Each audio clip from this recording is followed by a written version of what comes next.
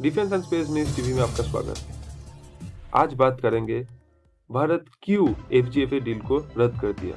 चलिए शुरू करते हैं।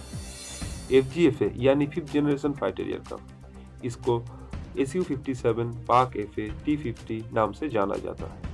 इस प्रोजेक्ट शुरू हुआ था सन 2007 में, जब भारत और रशिया के बीच में फिफ्थ जनरेशन फाइटर एयरक्राफ्ट की विकसित करने का इंटर गवर्नमेंटल डील साइन हुआ था, जिसके तहत दोनों देशों ने इस फाइटर एयरक्राफ्ट को बराबर हिस्सेदारी से साथ डेवलप करेगा। इसके तहत 11 सितंबर 2010 को भारत और रशिया के बीच में एफजीएफए की शुरुआती डिजाइन के लिए एक कॉन्ट्रैक्ट साइन हुआ। इस कॉन्ट्रैक्ट में यह तय किया गया था कि इस फाइटर एयरक्राफ्ट को डिजाइन करने के लिए दोनों देश 6 बिलियन करके निवेश करेगा और इसको 8 से 10 साल के अंदर विकसित कर दिया जाएगा। ये कॉन्ट्रैक्ट भारत की हेल और रशिया की सुखोई के बीच में हुआ था और भारत इस एफजीएफए डील में SU-30 MKI डील जैसा दोबारा गलती नहीं करना चाहता। इसलिए भारत रशिया को ट्रांसफर ऑफ टेक्नोलॉजी करने के लिए कहा था। भले ही SU-30 MKI भारत में बने, लेकिन भारत को फुल ट्रांसफर ऑफ टेक्नोलॉजी नहीं मिला था। भारत सिर्फ असेंबल करता था। हेल SU-30 MKI को विकसित करने का क्षमता नहीं रखते क्योंकि ट्रांसफर ऑफ टेक्नोलॉजी तब नहीं मिला था। इसलिए भारत ये गलती दोबारा करना नहीं चाहता था। इसलिए भारत रशिया को ट्रांसफर ऑफ टेक्नोलॉजी करने के लिए कहा था, जिसमें एयरक्राफ्ट की सोर्स कोड जैसा टेक्नोलॉजी भी शामिल था। किसी भी एयरक्राफ्ट की सोर्स कोड ऐसा कंप्यूटर टेक्नोलॉजी प्रोग्राम है जिसके बिना उस एयरक्राफ्ट में किसी और अलग वेपन यूज नहीं कर सकते हैं।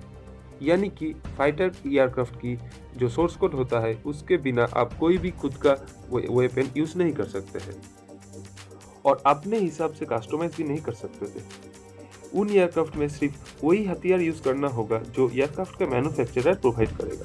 तब रशिया ने कहा था सोर्स कोड प्रोवाइड करेंगे, लेकिन तब भारत को $1 बिलियन ज्यादा देना होगा। इसके मतलब यही हुआ कि रशिया सोर्स कोड देने के लिए ज्यादा कीमत मांग रहा था, जो कॉन्ट्रैक्ट में नहीं था।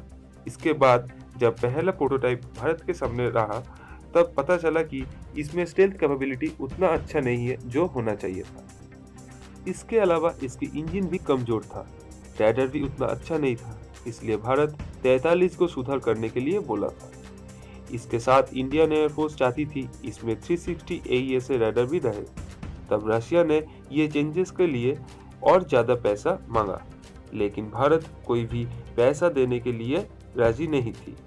इसलिए ये डील रद्द होने की अंतिम कगार में थी और ये डील को तब रद्द किया गया जब DRDO ने बोला हमारे पास फिफ्थ जनरेशन एयरक्राफ्ट डेवलप करने का क्षमता है, जो भविष्य में एफजीएफए जैसे एयरक्राफ्ट डेवलप कर पाएंगे।